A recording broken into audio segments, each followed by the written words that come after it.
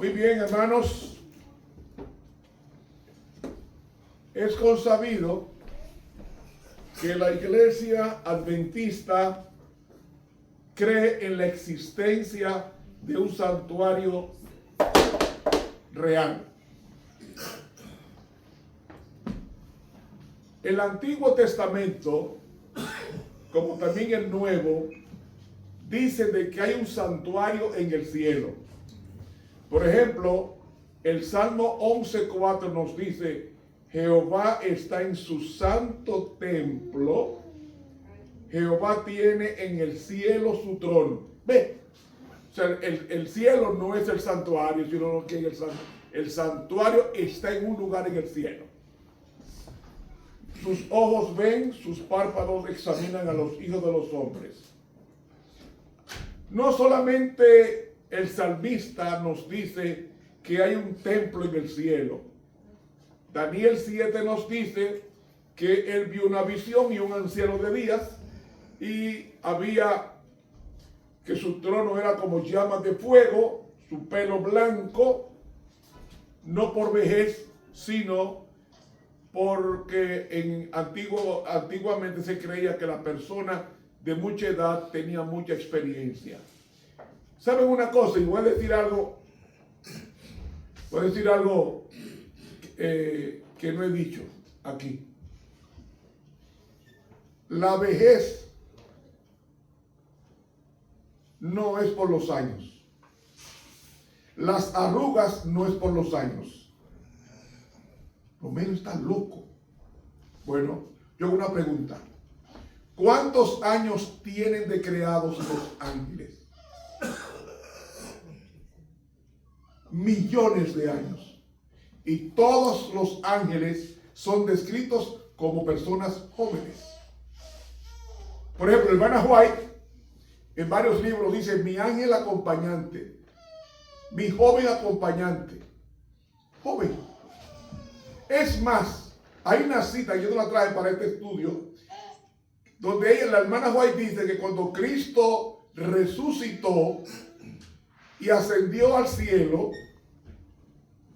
comenzó a crecer hasta alcanzar la estatura que tenía antes de venir a la tierra. Lo creo porque lo escribió ella bajo inspiración. Es decir, y cuando nosotros estemos en cielos nuevos y en tierra nueva, Cristo tendrá el tamaño más alto de nosotros, porque nosotros tendremos la estatura de Adán, pero Cristo tiene la estatura por encima de Adán como Dios. Ahora, Cristo se fue de carne y huesos al cielo, como nos iremos nosotros también de carne y huesos, pero con una naturaleza inmortal y una eterna juventud. Amén. Yo hago una pregunta. ¿Conoce usted a su mamá de 60 años, 70 años? Claro. Si la conoció a esa edad. Si la conoció a esa edad. No entendí la pregunta. No digo yo, su mamá ya muy mayor y está viva. ¿Usted la conoce? Sí. ¿La conoce tan bien como cuando usted la tenía 4 o 5 años? O sea, las facciones de ella se arrugaron, pero ya usted conoce que es mamá. Eso mismo va a pasar en la tierra nueva. Nosotros vamos a conocer con un cuerpo nuevo a los hermanos redimidos en la santa ciudad. Porque las arrugas y la vejez no es producto de los años, es producto del pecado. El pecado es que nos hace perder fuerza, las arrugas vienen, todo eso es por el pecado. Porque en el cielo los ángeles tienen millones de años y son eternamente jóvenes. Porque no hay pecado. No sé si me están siguiendo la idea, por favor. Ahora, aquí en la tierra, el anciano es anciano, ¿por qué? Porque por el pecado. Por el pecado.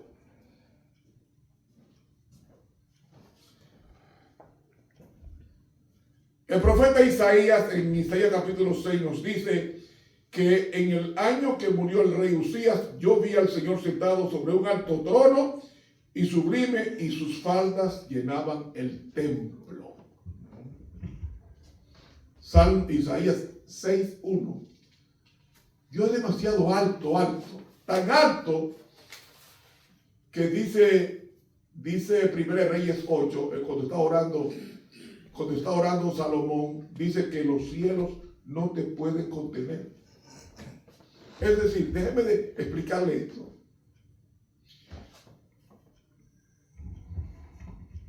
Déjeme leerlo. Primera de Reyes, capítulo 8. Primera de Reyes, capítulo 8, versículo 27. Oiga lo que dice la palabra. Empero, ¿es verdad que Dios haya de morar sobre la tierra? Atención ahora. He aquí que los cielos de los cielos no te pueden contener. Cuanto menos esta casa que yo he edificado. ¿Entendieron?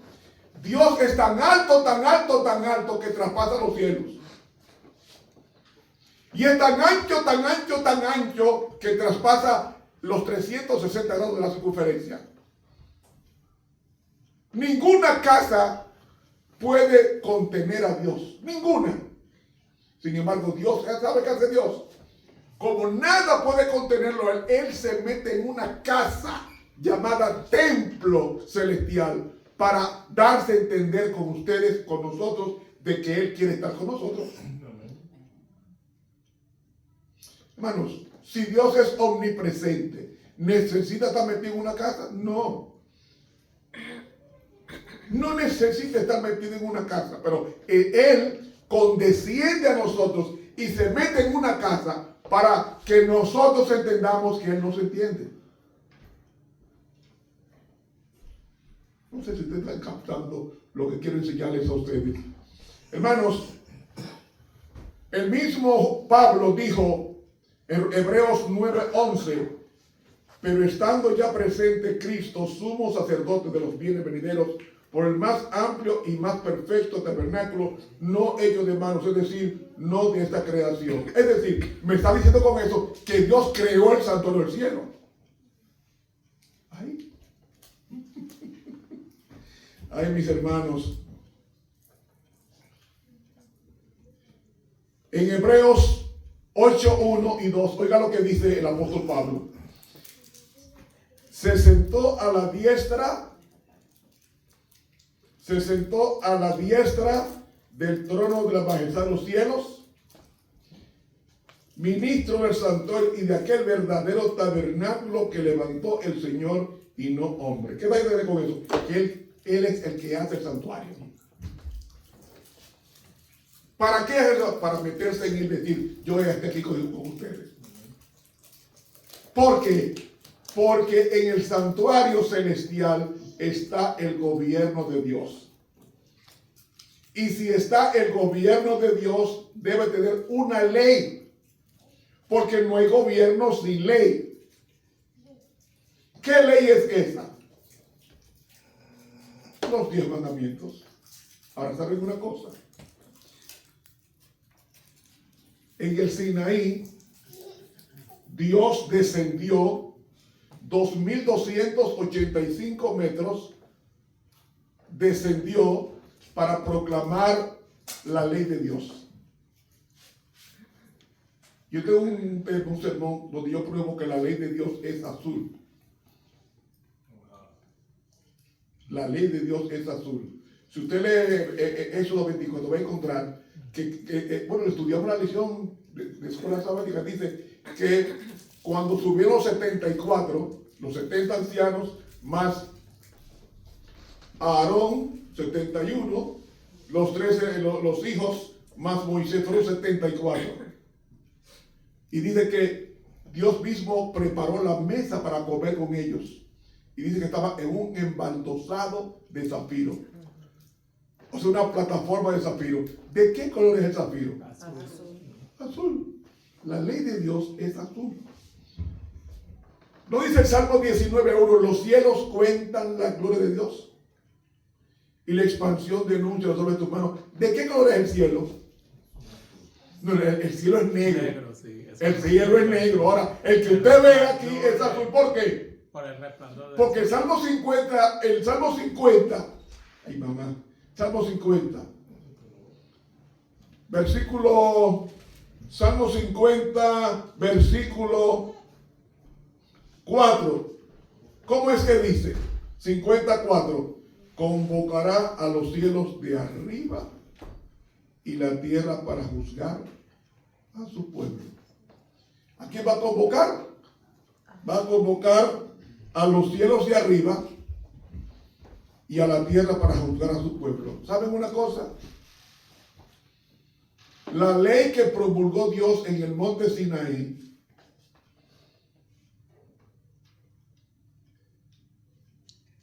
era una copia de la original que está en el cielo.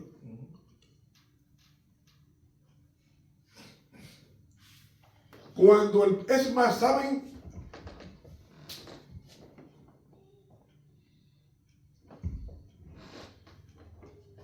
¿Por qué fue que Israel, el pueblo de Judá, fue llevado cautivo 70 años a Babilonia? ¿Saben por qué fue? Porque decía la ley ritual, 6 años trabajarás la tierra y cosecharás más. El 7º año, déjela reposar. Deja que la tierra guarde su sábado. ¿Recuerdan eso? Pero ¿saben qué hicieron ellos? Se pasaron 490 años trabajando la tierra todos los años sin parar. ¿Cuántos años le debía la tierra a Dios? Usted coge 490 y lo divide entre 7. ¿Cuánto le da? 70. Pues 70 años guardó el sábado la tierra, pues se lo llevó a Babilonia. Lea conmigo. Segunda de Crónicas. Del capítulo Segunda de Crónicas. El capítulo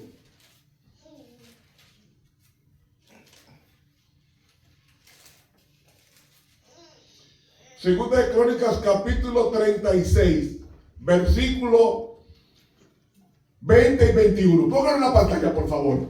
Ayúdenme con esto, porque quiero dinamitar y a ver si puedo darlo completo el tema hoy. Pues no voy a saltarlo. Mañana viene otro tema diferente que el de hoy.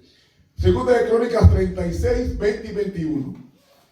Los que quedaron del cuchillo pasaron a Babilonia y fueron siervos de él y sus hijos hasta que vino el reino de los persas. 21. Para que se cumpliese la palabra de Jehová por la boca de Jeremías, hasta que la tierra hubo guardado sus sábados, porque todo el tiempo de su asolamiento reposó hasta que los 70 años fueron cumplidos. ¿Por qué Dios mandó a su pueblo 70 años de cautiverio? Porque pasaron 490 años de guardar el sábado, es decir, 70 años. Sí, que la tierra guardará su sábado. ¿A qué le huele a eso? ¿Por qué habrá un milenio? Porque el mundo tiene 6.000 años aproximadamente trabajando sin guardar el mundo el sábado. Entonces, como el mundo tiene casi 6.000 años trabajando la tierra todos los años, y hay que abonarla para que dé y que dé. No hay que abonarla, lo que hace, déjala guardar su sábado y ya. Pero no, el hombre que quiere más dinero y entonces trabaja la tierra y tiene casi 6.000 años trabajando la tierra. Pues el milenio es eso, el sábado para el planeta Tierra, para que se pasen 1000 años en desolado mientras Satanás pasea sufriendo lo que hizo. ¿Me estás viendo? La Biblia no hay nada fortuito, todo tiene una razón de ser. Ahora, Dios funda el santuario celestial, pero el celestial es el original, y entonces Moisés, cuando dice en Éxodo 25, 8 y 9 y 40, dice: hacerme antes un santuario y yo habitaré en medio de ellos. Y dice: hazlo conforme al modelo. ¿Qué es modelo? Una copia Los que han estudiado ingeniería o arquitectura saben que una copia es una maqueta que usted hace un edificio futuro. Primero se hace una maqueta de lo que usted quiere hacer en grande. Entonces el santuario de aquí abajo es simplemente una miniatura del gran santuario celestial, que como dije, en primeros escritos dice que cuando iba a comenzar el juicio, dice que el Padre tomó un carro de fuego y se desplazó a la velocidad de la luz al lugar santísimo. Y después que llegó allá, el Hijo también tomó un carro de fuego y se desplazó al lugar santísimo. Y entonces ya comienza el juicio investigador. Y el único pueblo, la única iglesia que enseña del santuario como como debe ser, es la iglesia adventista del séptimo día. Usted le quita el santuario a la iglesia adventista, deja de existir. Ya lo sabe. Oye, ahora, ¿por qué nosotros guardamos la reforma pro salud? Porque en el arca del pacto estaba el maná. Y el maná no era de carne, era de trigo. Era de vegetales, ¿verdad? ¿Y qué más había? ¿Y qué más había?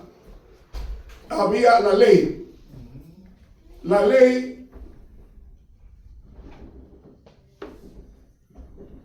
esa ley era una copia, porque antes de Babilonia tomar cautivo al rey Joacín de Judá, los santos sacerdotes tomaron la ley, el arca del pacto, y la escondieron en un lugar que hasta hoy no ha aparecido.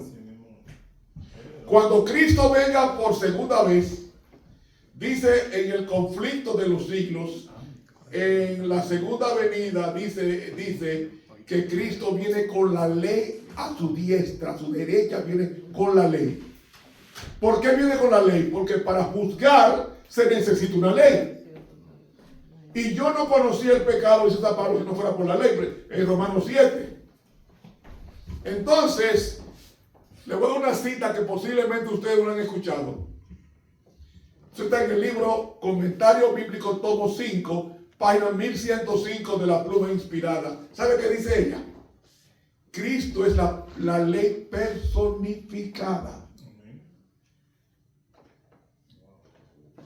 Lo voy a repetir.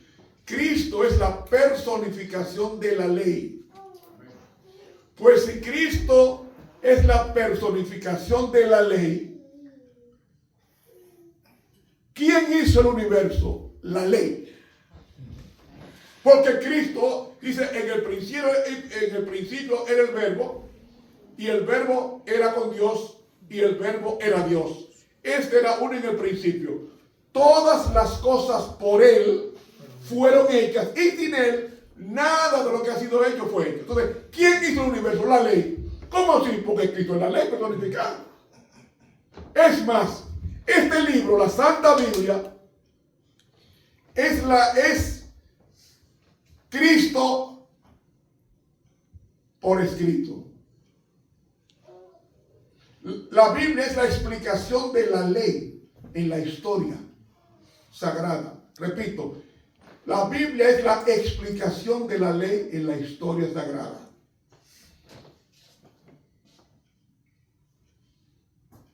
Pero Cristo es la ley personificada.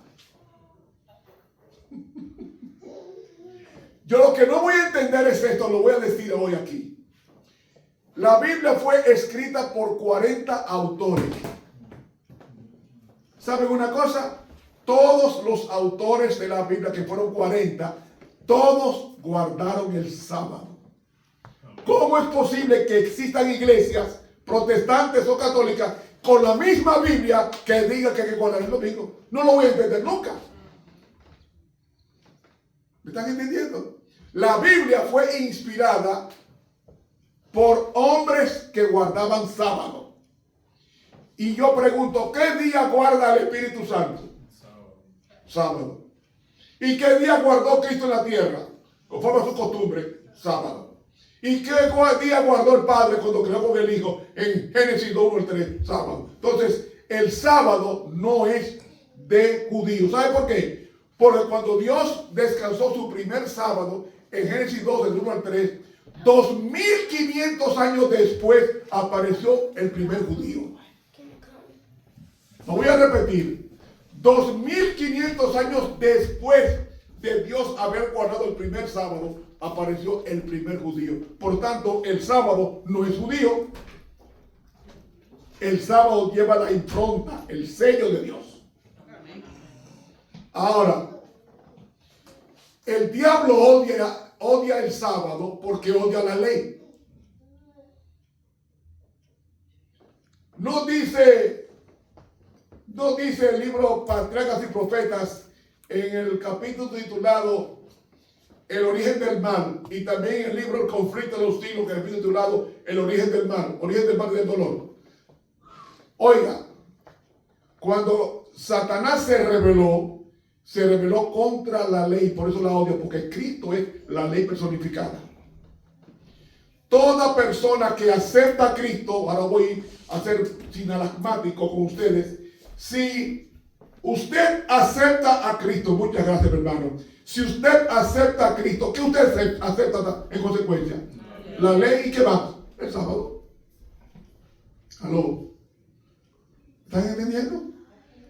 La persona que dice que acepta a Cristo y guarda otro día, no aceptó a Cristo, porque Cristo es la personificación de la ley. Yo pregunto, hasta ahí estamos claros, ¿verdad? Ahora, la ley, la copia de la ley que estaba en el arca del pacto no ha aparecido hasta el sol de hoy.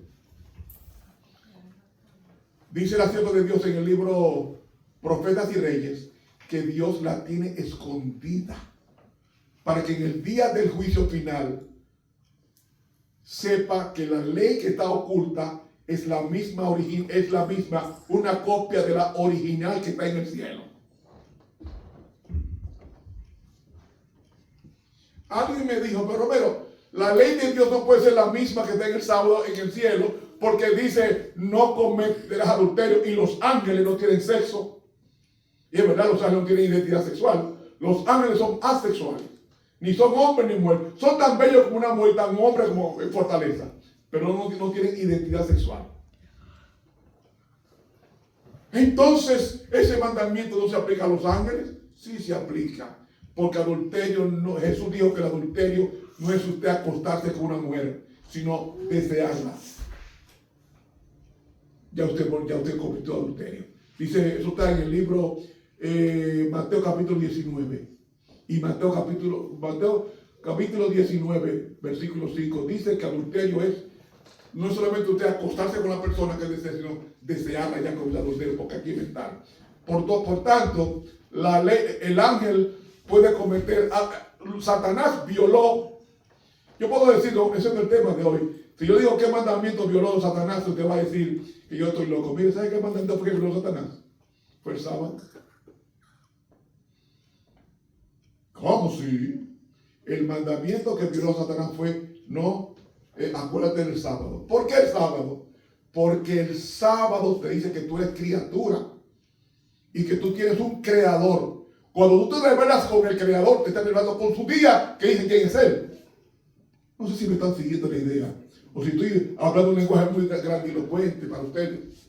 Pero yo creo, hermanos, que el sábado está vinculado al santuario porque él está en el lugar santísimo. Es más, el libro Primeros Escritos, dice ella, que en visión vio que la ley de Dios estaba envuelto, el cuarto mandamiento, en un nimbo que brillaba más que los otros mandamientos. Porque no es que brilla más, es que lo que está diciendo es que el sábado ha sido descuidado por la Babilonia de Apocalipsis 14. Y ha levantado este pueblo, como dije en el libro de Testimonios para la Iglesia, tomo 1, dice ella que nosotros, el nombre de Adventista del séptimo día, fue el que nos lo puso como una vergüenza a las demás religiones que guardan un falso día de reposo. Perdón, hermano. Satanás odia el sábado porque dice que nosotros somos creados y él también. Sí, lo que pasa es que el sábado me dice que yo soy criatura. Y si soy criatura, alguien me creó.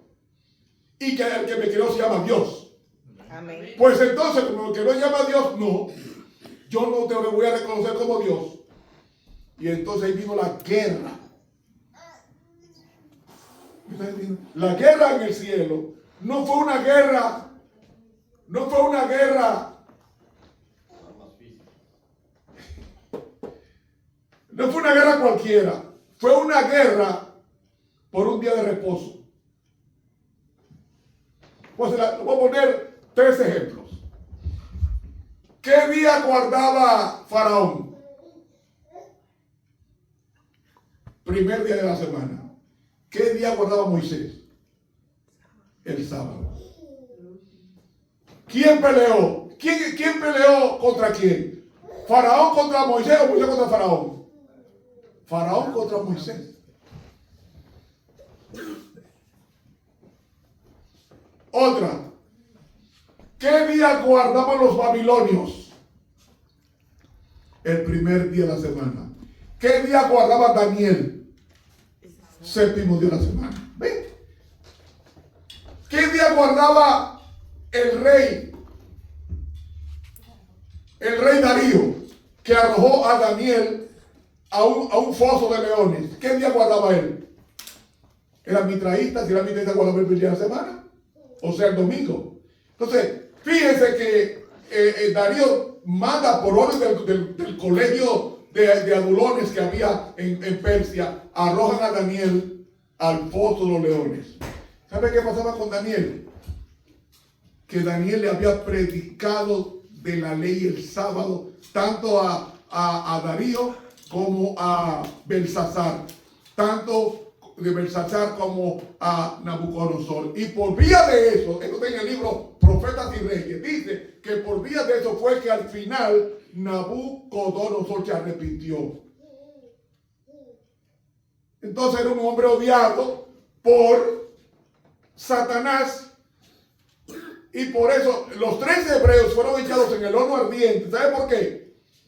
Porque los 3 le habían predicado a la nación de que el sábado es el día del Señor. Otra pregunta. ¿Qué día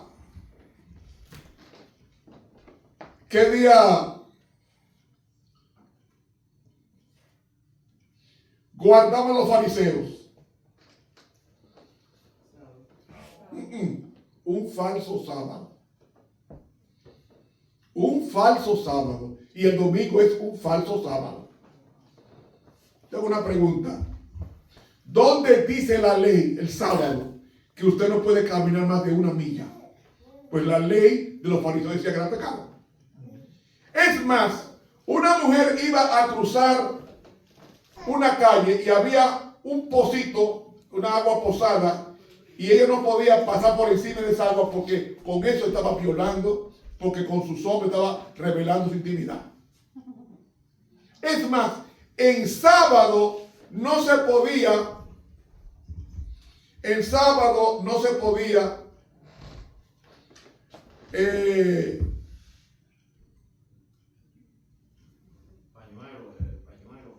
un pañuelo, una mujer no podía llevarlo en sábado porque era una carga. Donde dice la Biblia que llevarse un pañuelo en la cara el sábado, eso es pecado o que es una carga. Ese es falso sábado. Si ellos hubiesen guardado el sábado verdadero, no matan al sábado que era Jesús. ¿Aló? ¿Me están siguiendo? Porque Jesús era la personificación de la ley. Y ellos lo sabían.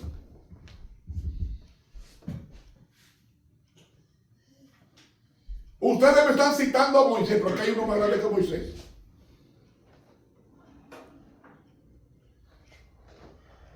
Los que no guardaban el sábado entregaron a la muerte a la expresión del sábado en persona. Y Cristo muere a las 3 de la tarde de ese viernes 14, que era viernes de Pascua, a la puesta del sol se tomaba la Pascua, como a las 7, pero Cristo muere a las 3. Voy a dar un dato. Cristo, ¿cuánto duró muerto? 3 días. ¿Qué pasa con un cuerpo cuando muere? Comienza el proceso de ¿qué? De descomposición. ¿Quieres saber algo? Cristo murió y nunca fue cadáver.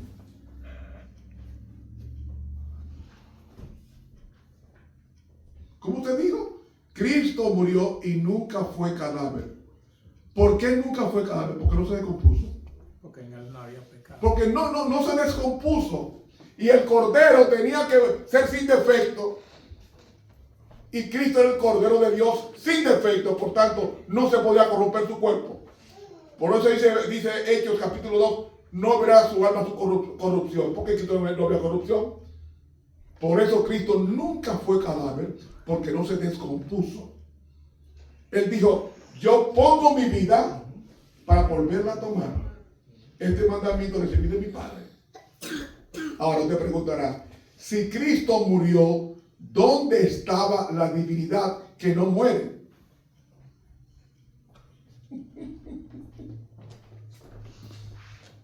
Cristo, según el deseado en todas las gentes, nos dice que en Cristo había 2 naturalezas misteriosamente fusionadas.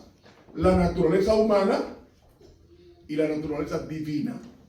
¿Cuál de las 2 murió? La humana. Porque la divina no puede morir. Entonces Cristo,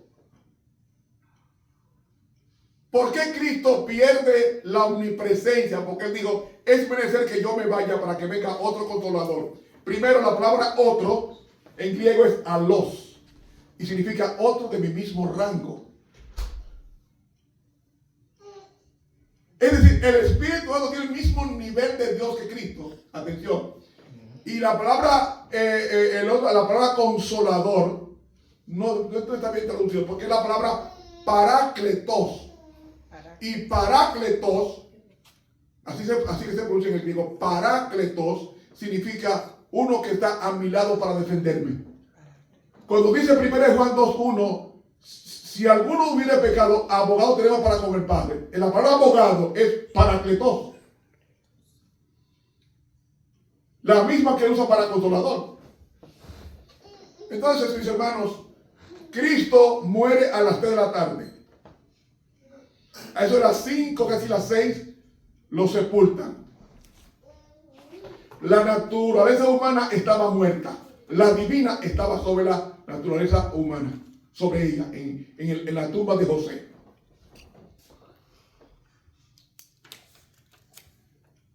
Cristo divino no murió. Cristo humano sí murió. Y la divina estaba sobre el cadáver, sobre el cuerpo de Jesús, no sobre el cadáver, sobre el cuerpo de Jesús. Ahora, él podía, dice, destruir este cuerpo y en 3 días lo resucitaré o lo reedificaré. Cristo podía resucitarse él mismo, pero dice en el libro Primeros Escritos que vinieron 2 ángeles. Uno de ellos fue Gabriel, el que hoy ocupa el lugar que una vez ocupó Lucifer. Y Gabriel, junto al segundo ángel, el ángel movió la losa, que por cierto pesaba no menos de 5 toneladas. No podía ningún hombre moverla, porque cuando era redonda, cuando cae sobre una ranura para que se mantenga fija ahí, que no se pueda mover. Y el ángel hizo así, mira, como si fuera un canto rodado. Y entonces Gabriel entra a la tumba y dice, hijo, tu padre te llama, levántate. ¿Y sabe cómo levantó Jesús? Cuando Jesús se levanta, usa esta expresión, eso está en el mismo libro, dice, yo soy la resurrección y la vida. Lo que está diciendo parece que yo no muero. Estuvo muerta mi naturaleza humana, divina no. Ahora, ¿por qué tuvo que mandar Cristo al Consolador? Porque no puede estar en 2 sitios al mismo tiempo. ¿Sabe por qué? No es que Cristo perdió la omnipresencia. Fue que cuando, antes de entrar el pecado en el cielo, Él hizo un acuerdo con el Padre, Cristo, y le dijo, Cristo le dijo al Padre, yo, como tengo que morir por el hombre si peca, entonces cuando el hombre peque, yo te voy a entregar mi omnipresencia, mi omnipotencia, mi omnisciencia, te la voy a entregar a ti, para que tú me la guardes en lo que yo desciendo a la tierra a morir por el hombre. Y ahora Cristo no está en dos lugares, está en un solo lugar, en el lugar santísimo. Pero aquí está representado por ¿quién? Por el Espíritu Santo. Pero no es que Él perdió, Él le dio al Padre sus atributos divinos para que se lo guardara. O sea, lo hermoso de todo esto, que Cristo va a ser para siempre humano en la tierra nueva. Por culpa tuya y por culpa mía. Eso es demasiado amor. Eso es demasiado amor.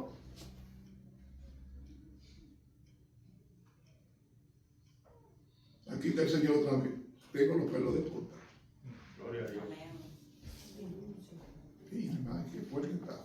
Ay.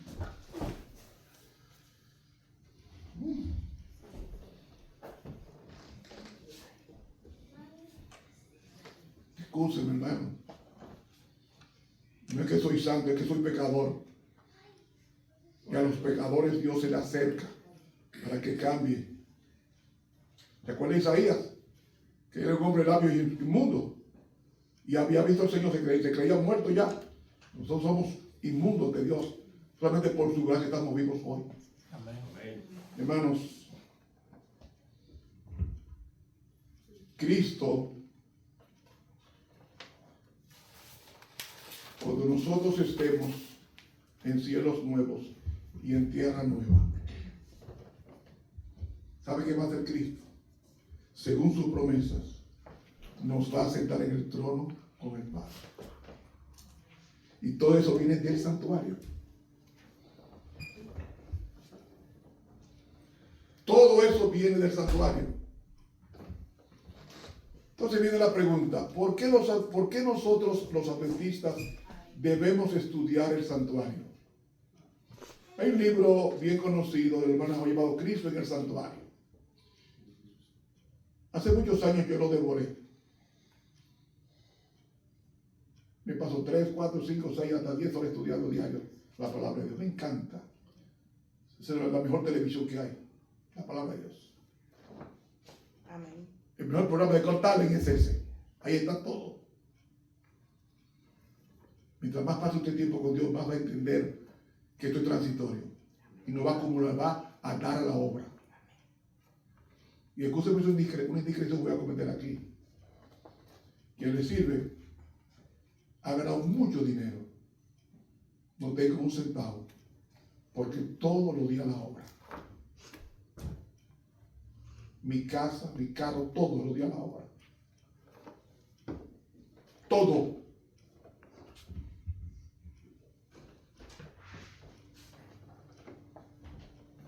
Porque yo entendí el valor de mi salvación.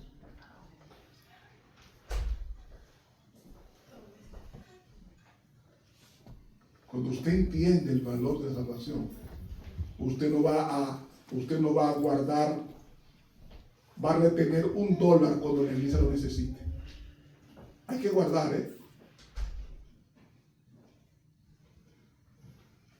Pero dice en el libro Primeros Escritos que Dios quiere que nosotros digamos qué hacer con lo que tenemos y cuándo dar. Porque un día todo lo que está en banco lo vamos a perder. Y yo no voy a ir como una semana hablando sobre esto. Ojalá usted supiera cuánto ganaba un sacerdote en los días de Moisés. Y en los días de Elías. Y en los días de Eliseo, cuánto ganaba el sumo sacerdote. Los pastores de ahora no ganan ni siquiera un 1% de lo que ellos ganaban. Voy a poner un ejemplo. ¿Cuántas piedras preciosas tenía el sumo sacerdote? 16. 12 en el pectoral. 2 urín y tumín, ¿cuántos son? Y en las hombreras cada uno una. 16. ¿Quieren que la calculemos ahora? Cada joya de esa tiene un valor no menos de 20 millones. Multiplique 20 por 16. Solamente en pedrería tenía más de 300 millones de dólares en sumos de relote. Y criticamos al pastor porque al niño infectado doy un carro del año. Y el sumo sacerdote, establecido por Dios, tenía más de 300 millones de dólares en pedrería solamente.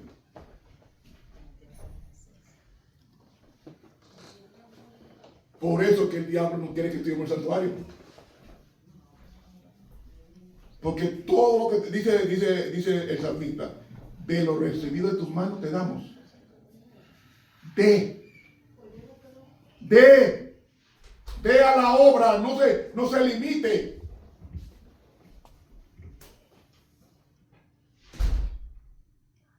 Yo tengo más de 50 años trabajando en la obra de Dios, dando conferencias y con un centavo, y Dios me mantiene. Hay iglesias que me han dado, sí, ok, lo acepto. Porque los obreros tienen su salario.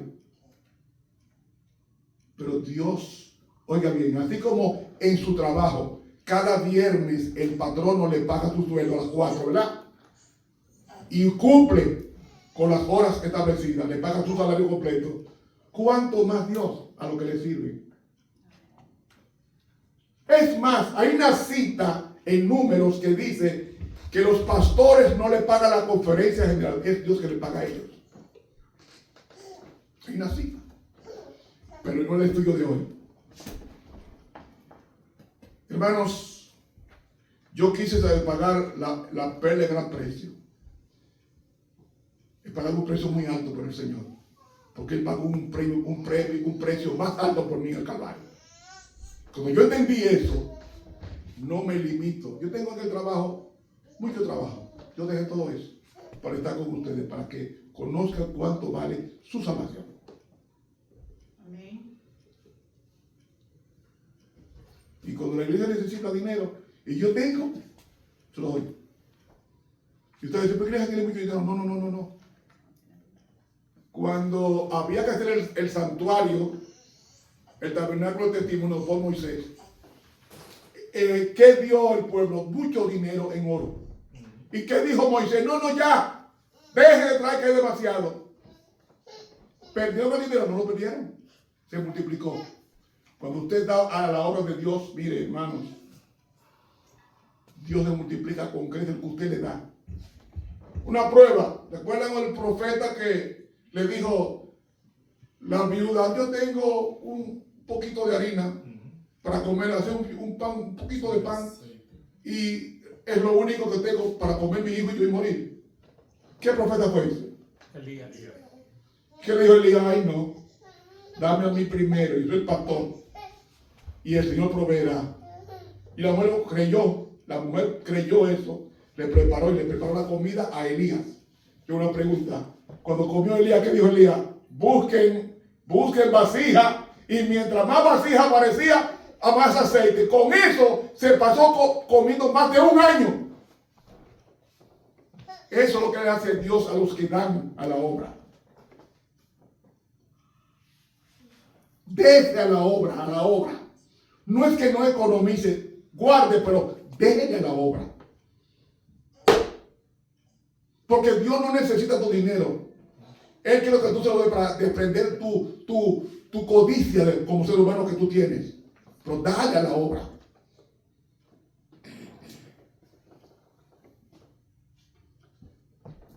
Dice la sierva de Dios, Cristo en el santuario, página 7. La mente de los creyentes debía ser dirigida al santuario celestial donde Cristo ha entrado para hacer expiación por su pueblo. Los impíos que están ahí somos nosotros. Y cuando Dios hace juicio a su pueblo, no es para condenarlo. Hace juicio. Te voy a decir que hace Dios. Pues le voy a poner el ejemplo a Ramón Romero, que es un pecador, el peor de todos. Ramón Romero, santuario celestial, me llamaron. Viene Cristo y se para. Yo soy Ramón Romero. No, tú no eres Ramón Romero. tú eres Cristo. Sí, pero yo soy su representante. Oh, tú eres su representante. Ok, porque no puede subir aquí arriba, porque muere. Con la gloria de Dios cae muerto. Si tú eres su representante, bueno, sí. ¿Y qué tú dices, el amor Romero? Que estás salvo. ¿Cómo que estás salvo? ¿Qué garantía tenemos nosotros los ángeles de que no habrá otro Lucifer en Romero? Dice Cristo, habla los libros. Y comienzan a ver, pecó en esto, pecó en aquello, pero se arrepintió. Pecó en esto, se arrepintió. Mató 2,000, se arrepintió. Mató 50,000, se arrepintió. Vivió con 200,000 mujeres, se arrepintió. Y entonces cuando ven ese prontuario de delito y abajo decía, perdonado porque se arrepintió. Perdonado. Le dieron los ángeles, bueno. Ahora yo sé que el amor Romero no va a ser un problema aquí en el cielo cuando tú lo subas, porque ya el hombre está totalmente convertido. Entonces entra en el gozo de tu Señor. ¿Saben una cosa?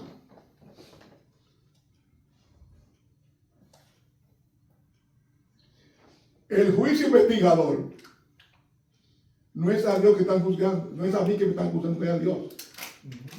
¿Usted sabía eso? El ejemplo que yo le puse a ustedes de cuando me llamen a juicio y se presenta a Cristo como si fuera yo, es a Dios que están juzgando, no es a amor Romero. Se lo expliqué como ahora, para que usted no crea que es una herejía. Lea conmigo a Romanos. Dios no necesita juicio para salvarme. Es para convencer al universo entero de que yo estoy arrepentido. Aló. Lea conmigo Romanos capítulo 3. Romanos capítulo 3. Versículo 4. Vamos a ver. Romanos capítulo 3, versículo 4. ¿Cómo dice? En ninguna manera, antes bien sea Dios verdadero, mas todo hombre mentiroso, como está escrito. ¿Para qué? Para que tú, lo que pasa es que el pronombre personal está tácito, en el griego está ahí. Para que tú seas justificado en tus dichos y tú venzas cuando tú seas juzgado. ¿De quién está hablando? De Dios. ¿A quién estás buscando? A Dios, a través de mi persona, de tu persona. ¿Ven? Para eso es el juicio. Ninguna condenación hay para los que están en Cristo Jesús, Romanos 8:1. Pero aquí en Romanos 3:4 dice, para que tú seas justificado en tus dichos y tú venzas cuando de ti se juzgare. ¿A quién estás buscando? A Dios. ¿A través de quién? De nosotros. Por eso es que ninguna condenación hay para los que están en Cristo Jesús. Yo pregunto, ¿cuántos estamos en Cristo Jesús? Amén. Pero el juicio no trae esa condenación. El juicio para confirmarlo de que están salvos.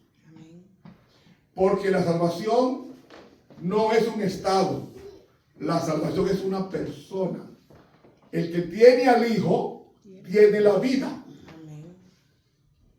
Y Cristo es la salvación. Dice, y llamará su nombre Jesús, porque el que salvará a su pueblo de qué.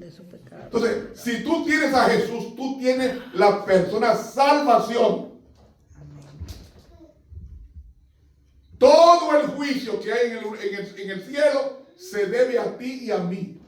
Que Dios se ha interesado en llevarnos al cielo. Dice ella, la correcta comprensión del ministerio en el santuario celestial es el fundamento de nuestra fe. Por eso no comemos carne de cerdo. Porque el sumo sacerdote no comía cerdo. Comía a Jesús en forma de un cordero, o una vaca alazana, o una tórtola, si era muy pobre. Entonces, mis hermanos,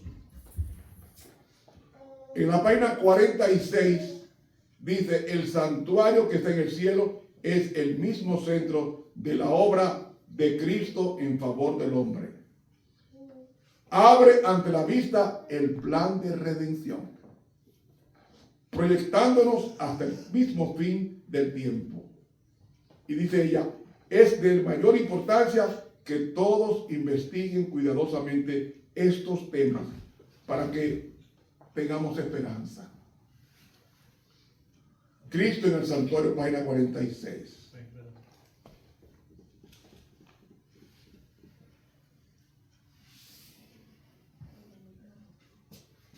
¿Por qué Cristo va a destruir a los impíos? ¿Por qué? No es porque son malos. Hay una cita en el libro El Camino a Cristo que dice que Cristo no lleva al cielo a un borracho porque no sería feliz allí. Cuando un borracho llega al cielo, ¿qué es lo que va a pedir? Dame un trago. Allá arriba no hay trago. O sea, como Dios quiere vernos felices como hijos suyos, no nos va a llevar a un centro de tortura, como dice el Camino a Cristo, que sería el cielo un centro de tortura. Por eso es que ha esperado tantos años para que cambiemos, para que el cielo sea un lugar de gozo. Amén.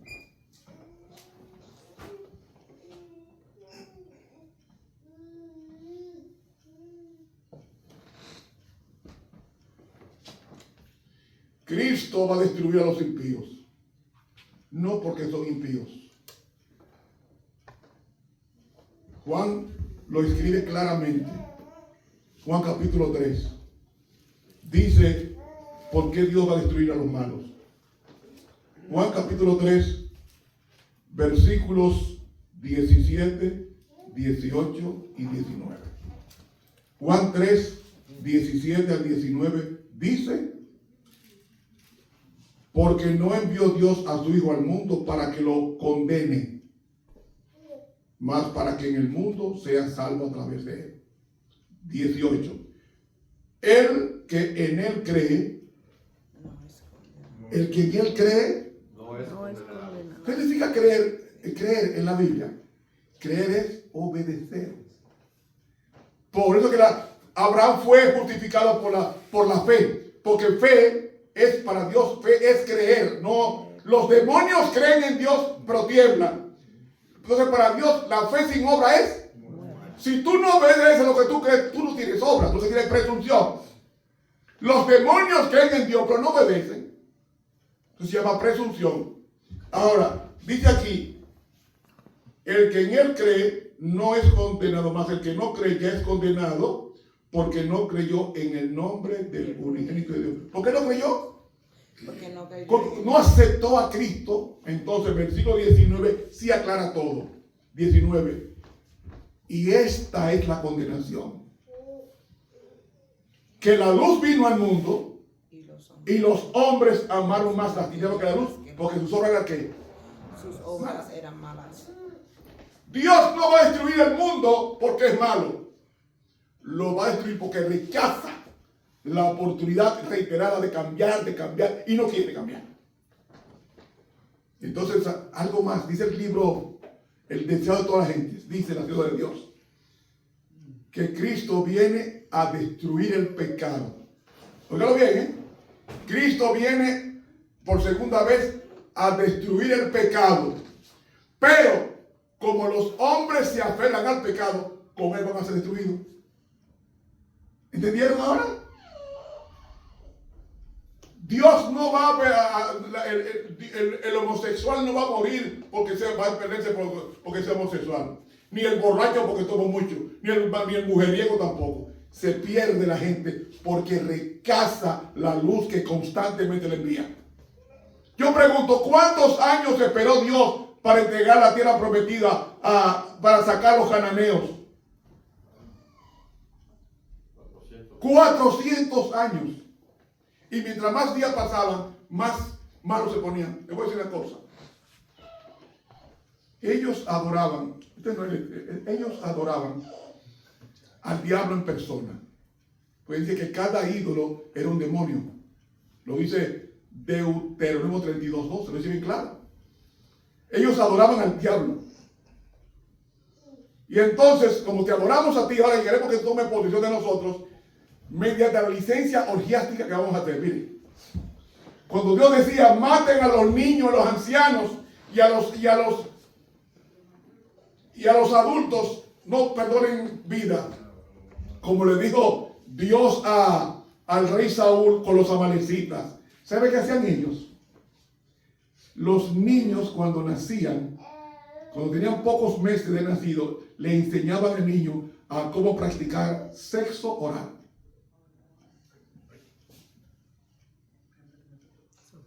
A las niñas les enseñaban cómo practicar sexo, la zoofilia, o sea, relaciones sexuales con animales.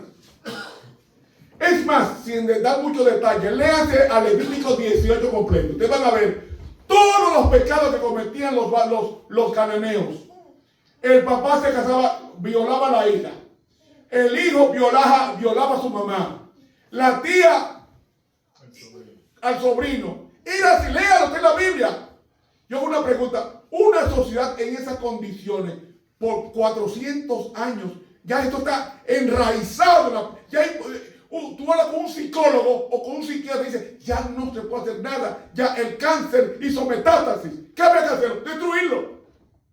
¿Entienden ahora por qué? Porque esos ancianos que iban, esos hombres que fueron a tocar la puerta de Lot, ábrenos, queremos conocer los ángeles. El verbo conocer es el verbo hebreo yadá, que es tener intimidad sexual.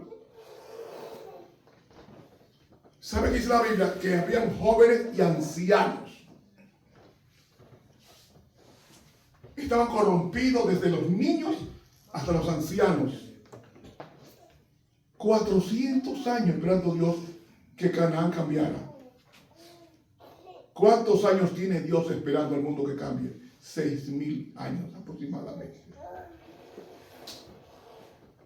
Y repito lo que dice el libro El deseado de toda la gente. Cristo viene a destruir el pecado. Pero como los hombres se aferran al pecado, con el pecado van a ser destruidos. Porque la cosa que Dios odia, la única cosa que Dios odia es el pecado. ¿Por qué odia el pecado? Porque nos hace daño.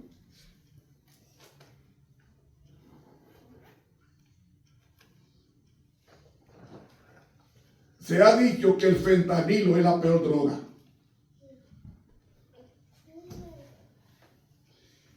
Según los últimos estudios que leía ayer, en Inglaterra un grupo de científicos determinó que la peor droga de todas es el alcohol. Yo lo leí. ¿Por qué más se vende? No hay una fiesta, no hay una reunión social que no haya cerveza, vino, whisky, vodka, champán, etc. Dicen ellos, los científicos ateos, que la peor droga de todas no es el fentanilo, es el alcohol. Y el libro La Temperancia dice acerca de Dios que cuando una persona toma, está poseída del demonio. Y usted cree que lo que convulsiona en la iglesia y tiene un espíritu. No, toda persona que tome alcohol está poseída.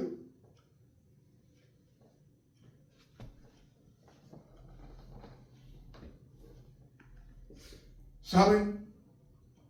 Los científicos se equivocaron. La peor droga de todas es el pecado. Porque el pecado te hace sentir bien estando perdido. ¿Recuerdan ustedes el diluvio que dice el libro de Profetas? En el capítulo titulado El Diluvio. Dice que la gente se pasaron los 7 días que Noé se encerró en el arca. Dice que estaba golpeando por loco, si deja la puerta abierta lo matan. Dios tuvo que cerrar la puerta. Y bailaban en el arca y hacían de todo y voceaban. Y se sentían felices hasta el 8º día. O sea, Dios dejó que Noé guardara su sábado en el arca. Y el 8º día que vino el diluvio. Hermanos, por eso es que se necesita estudiar sobre el santuario. Porque el santuario es allí donde están nuestros nombres. Y Dios no borra a nadie del santuario. usa términos antropopáticos, de decir, bueno, algunos se han llamado, no, esos son términos humanos. Déjeme decirle, quien se borra del santuario en el cielo eres tú. Por sus frutos los conoceréis. Y todo lo que pasa en el cielo, en el santuario celestial, repercute en la tierra. ¿Cómo así? ¿No dice Génesis 6 que la tierra se había corrompido y que el pensamiento, Génesis 6:5 dice que miró Jehová la tierra y miró que el pensamiento del hombre era continuo solamente al mal? ¿Recuerdan eso? Entonces, yo enviaré un diluvio a la tierra. Afectó el cielo, la condición infrahumana del ser humano aquí en la tierra. Lo que pasa aquí se refleja en el cielo. Otro ejemplo. ¿Recuerdan que hablamos hoy de que el Espíritu Santo se derramó sobre la iglesia apostólica en el aposento alto? ¿Qué estaba pasando en el cielo? Estaba siendo ungido Cristo. Ahora, último ejemplo.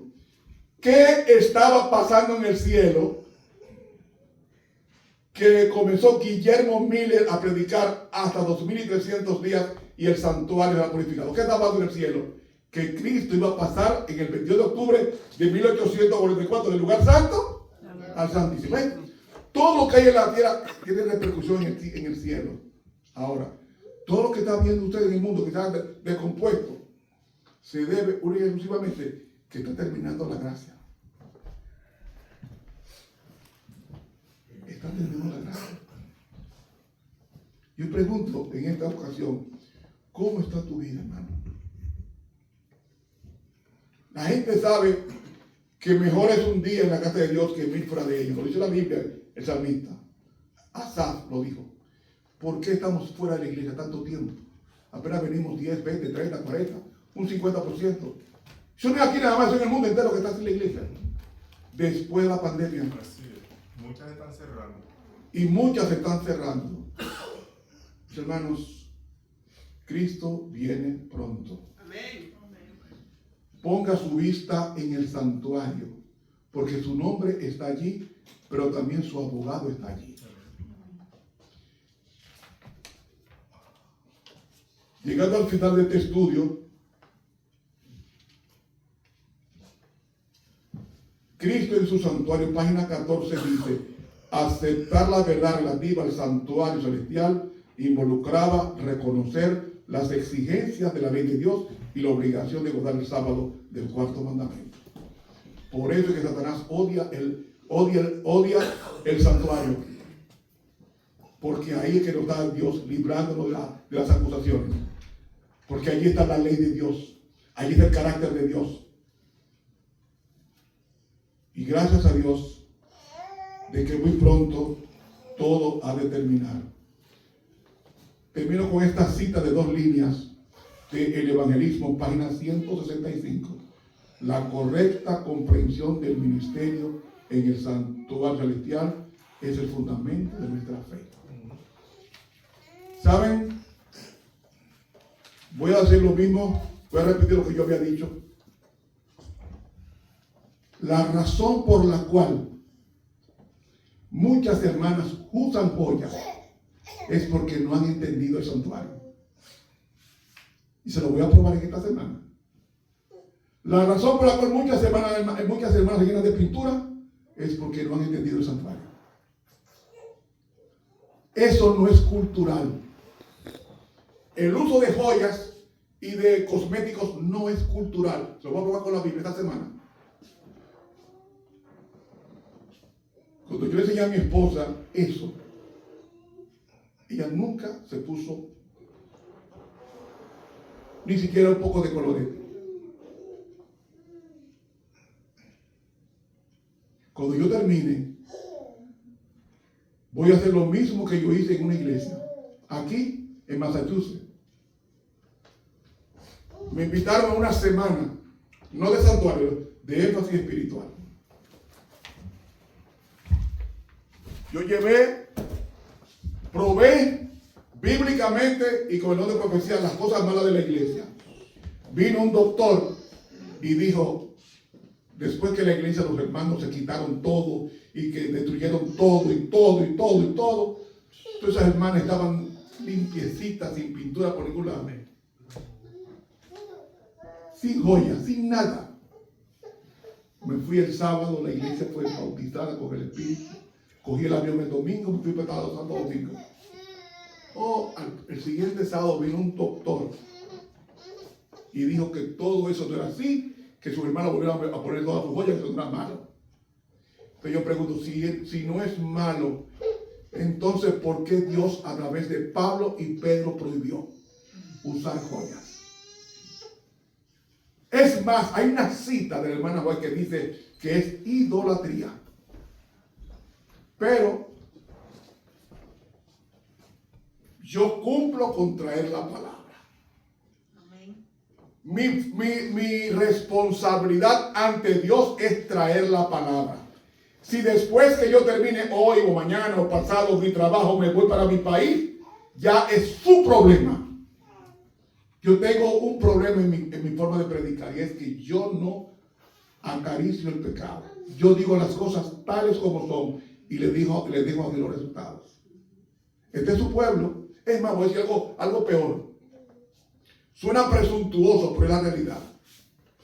Estos estudios que estamos dando aquí están siendo grabados por los ángeles. Seguro.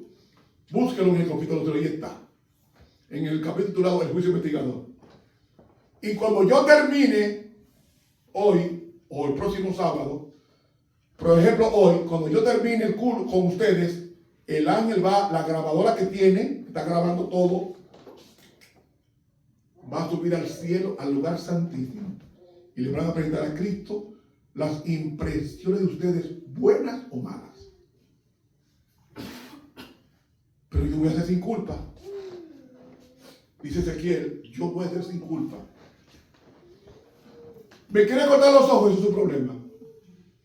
Yo sigo un Dios invisible que premia a los que son fieles. Pero esta semana vamos a ver por qué los adventistas de hoy, del siglo XXI, hace 70 años no usaban joya, que ellos usan joya. Según una razón. Y esta semana vamos a estudiarla. Y no me crean nada si no está en la Biblia. Es más, Isaías dice cómo le llama el Señor a los que usan cosméticos. Si viene uno solo en esta semana, a ese solo yo le voy a predicar. Lo que no saben que es, yo lo estoy grabando para el mundo entero ahora. Y yo recibo mensajes desde África, de personas que están cambiando sus vidas a través del Espíritu Santo de los temas que voy dando. Estoy grabando, cuando termine de grabarlo, lo voy a mandar a YouTube. ¿Usted quiere conocer mis sermones? Hay miles de sermones. Usted pone en YouTube Ramón Romero, va a aparecer todos los sermones míos. Ahí están. Y la escuela sabática también, ahí están todas. La de hoy, la de mañana, la lección 4 y la lección 5, las hoy que están grabadas y pasadas en YouTube, búsquela. Porque mi propósito es que la gente conozca cuán bueno es tu Dios, cuán bueno es mi Dios. Hermano, que Dios nos bendiga. Amén. Mañana continuamos con este estudio, con otro tema, en otra proyección. Que Dios nos dé una feliz semana. Amén.